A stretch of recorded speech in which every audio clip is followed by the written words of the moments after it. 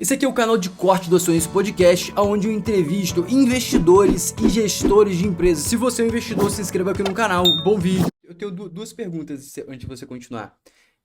A primeira, por que que as empresas lá no início financiaram vocês para... Eles te adiantaram capital, te deram um dinheiro a custo zero, para vocês adquirirem esses equipamentos lá fora e fazer essa implementação? Não tinham outras empresas fazendo esse tipo de serviço? Foi por isso que eles pagaram? Ou era um serviço muito difícil que eles não conseguiam fazer internamente? Não tinha empresa, eles tinham que acabar terceirizando? Não, obrigado pela pergunta. Eu era executivo de uma empresa que fazia isso, fazia o serviço completo. Então, Uhum. uma bela hora eu resolvi sair para fazer minha própria empresa, que ia ser de consultoria. Eu pensei em dividir. Nos Estados Unidos, esse setor de resposta à emergência funciona um pouco diferente daqui. Ele é muito dividido. Tem empresas que fazem o gerenciamento da emergência, a Uhum. inteligência, o planejamento, e outras que são os contractors que fazem o serviço mesmo. Tem as pessoas, os equipamentos, os barcos e tudo mais. Eu queria ser esse primeiro. Eu não tinha ativos nem dinheiro. Falei, não, eu vou ser um consultor e vou criar uma empresa de consultoria que vai fazer esse gerenciamento de emergência. Mas os clientes gostaram tanto dos nossos planos, a gente bolou planos de emergência que eram, ao mesmo tempo, mais baratos para o cliente final e a gente afirmava que eles seriam mais eficientes no caso de um derramamento real.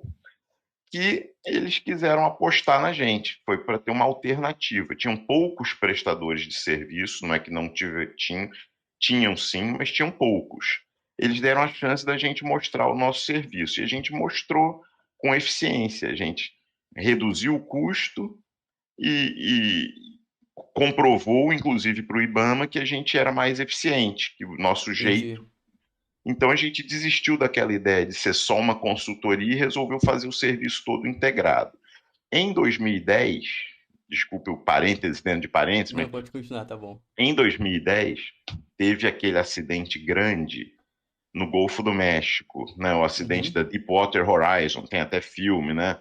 É aquele Certo. blowout que durou 3 meses vazando petróleo no fundo do mar. E a gente foi lá trabalhar. Eu fui lá pessoalmente, fiquei lá trabalhando o tempo inteiro que o óleo estava vazando, direto, fazendo de tudo, sobrevoo, acompanhamento de equipes, dando ideias. Fiquei no centro de comando lá na Louisiana esse tempo todo e me aproximei da empresa que tinha sido contratada pela BP para gerenciar a emergência, fazer aquilo que eu queria ser lá atrás. Essa empresa eu já conhecia, chama-se O'Brien's, e eu me aproximei muito dela, eu trabalhei como subcontratado dela e dei a ideia lá, pô, pessoal do O'Brien's, por que a gente não faz uma O'Brien's no Brasil?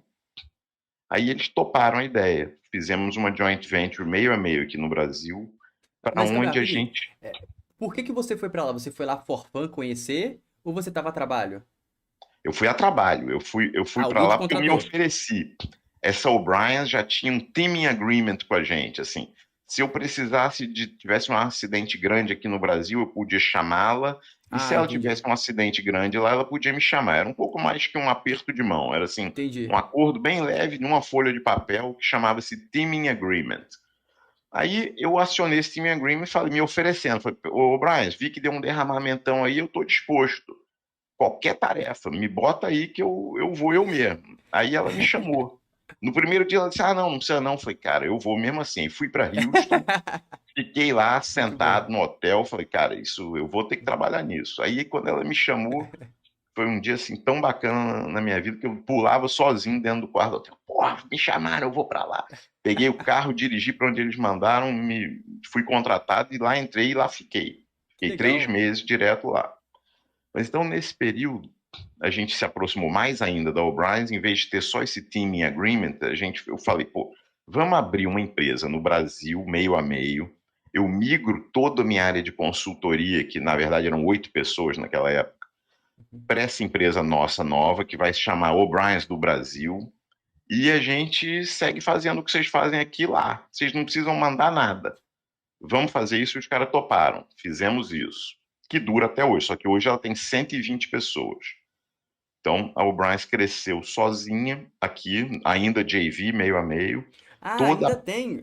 Até hoje ainda existe. tem. Ah, eu Até pensei que o hoje, Ocean Pact tinha virado. Ah, entendi. Então conte a não. história. A Ocean Conta. Pact continua existindo, e Aham. embaixo da Ocean Pact tem a Wheat O'Brien's, porque eles mudaram de nome, porque compraram a Wheat Associates Uhum. nos Estados Unidos, que atua muito mais para governo, tipo furacão, emergências diferentes, não derramamento de óleo que tem um Certo. culpado, emergências em geral, furacão, enchente, terrorismo, qualquer tipo de emergência. Caraca. Então, são a maior empresa de gestão de emergência do mundo. E aqui no Brasil é meio a meio com a gente. Então, a gente migrou, voltou àquela ideia original de separação. Então, quem tem a inteligência, quem faz o licenciamento ambiental, plano de emergência, análise de risco, programa de monitoramento ambiental, é a O'Brien's do Brasil, que é Certo. metade nossa. E a Ocean Pact ficou fazendo o serviço mesmo, embarcação, navio. No meio tempo, a gente também começou a fazer. Bom, aí vamos. Outro capítulo. Tá. Vamos lá. A gente estava muito focado, então, em derramamento de óleo, né? Combate a derramamento de óleo, que as empresas têm que contratar até hoje e vão continuar tendo, mas elas Uhum. contratam meio obrigadas, por força da lei, da regra. Claro, muitas contratam também por boas práticas, mas tem aquela coisinha da É, tem lei aqui e eu, da regulação é, ali. Se não tivesse, da talvez não regulação. teria. Se não tivesse, talvez não fosse tão assim. Eu não estava É. muito contente em estar só nisso. Eu penso, pô, vamos fazer alguma coisa que a empresa, cliente queira mesmo, Uhum. precise da gente para o serviço dela, né? Então, a primeira coisa que a gente fez nesse sentido foi a aquisição de dados oceanográficos. O que é isso? É ir lá no mar, medir a profundidade, a característica do fundo, a dureza desse fundo. Depois a gente passou para geotecnia, coletando cores do fundo, sei lá, de até 12 metros de profundidade. Depois passamos para o CPT, o Comb Penetration Test, que mede às vezes até 40 metros de profundidade, a resistência daquele fundo a uma penetração. Isso é necessário para qualquer oleoduto, ancoragem, todos os estudos dependem disso. Aí fazemos um monte de estudos, sub-bottom profiling, Uhum. multi-beam sighting, um monte de sensores.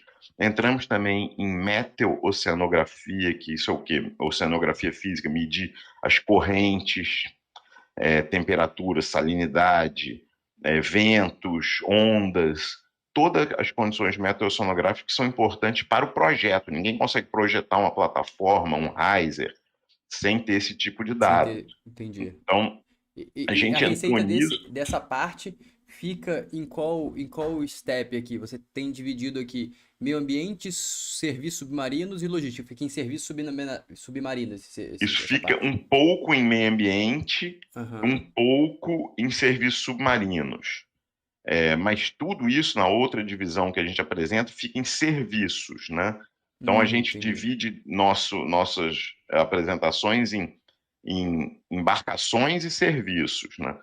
Tudo Sim, isso está em serviços, embora utilize embarcações, mas não é só embarcação, tem entendi. boias, tem outras formas. A gente tem hoje E a em dia margem de serviço é maior. a margem de serviço é um pouco maior e melhorou bastante nesse último TRI. Foi isso que a gente anunciou, né? No último TRI de 21, né? Ah, A gente comentou isso até na call. perfeito. Pode continuar a história aí.